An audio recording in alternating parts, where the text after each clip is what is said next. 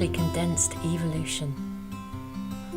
Whenever we resist, suppress or stifle any natural form of growth or progression, inevitably it will stack up and sooner or later generate some kind of a reaction, sometimes like an explosion, which is of course exactly what revolution is.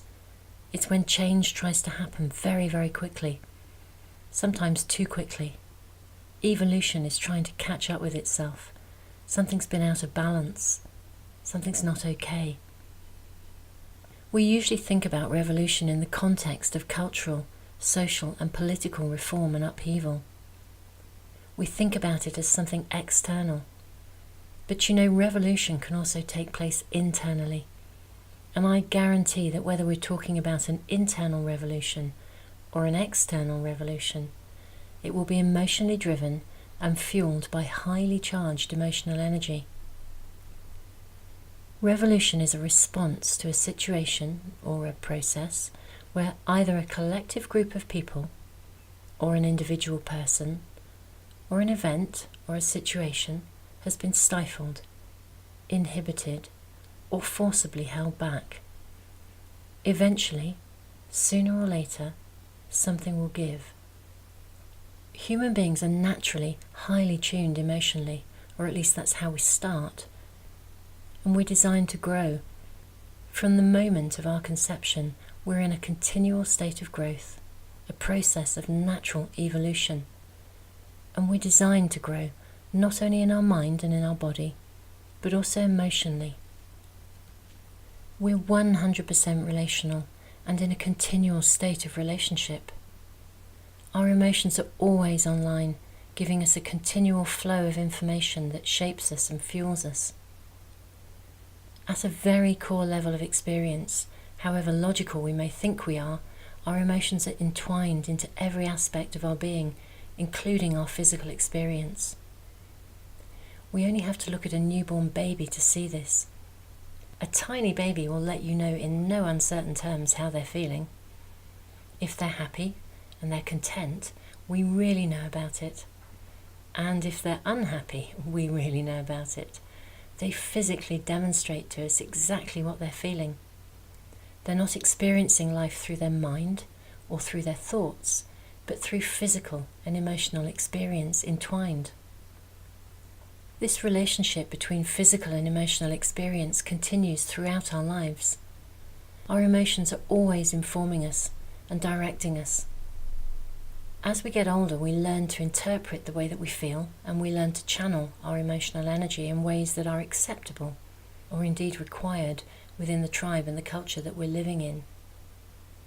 And these external influences shape the way that our minds develop, defining the way that we perceive, interpret and respond to our life experiences. To be in charge of our own decision making, we will need to be in charge of our own mind. To be in charge of our own mind, we will need to have a fully informed and valuable relationship with ourselves, an informed and valuable relationship with our emotional experience. The meeting of our mind with our emotions is a powerful relationship. And in your adult life, this relationship will be the most influential and significant relationship that you will ever have. Our emotions are designed to fuel growth and to fuel understanding. Our emotions are informing us all of the time. They're integral to our natural growth and evolution. When revolution takes place, something has reached its breaking point. Revolution is a response to a situation or a process where either a collective group of people or an individual person or an event or a situation has been stifled, inhibited, or forcibly held back. Sooner or later, something will give.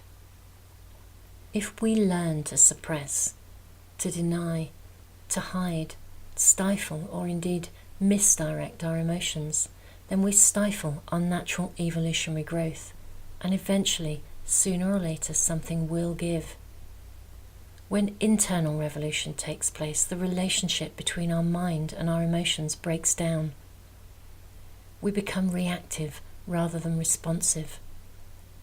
We're no longer in charge of our powerful, emotionally fueled energy. we experience breakdown. Human beings are 100% relational, and we're in a continual state of relationship all of the time. The way that we're responded and related to at this point in time can make the difference between someone having a breakdown or a breakthrough. Our emotions are invisible and yet powerful beyond measure. People can appear to be just fine on the outside, and yet inside they could be feeling completely the opposite. We can be in a place of absolute despair, desperation and distress, or rage, but maybe terrified of showing how we really feel. To some extent, most of us will have learned to hide something of what we feel, even from ourselves. Learning to listen and be responsive to our emotions is possibly the biggest generational task that we face in our current time.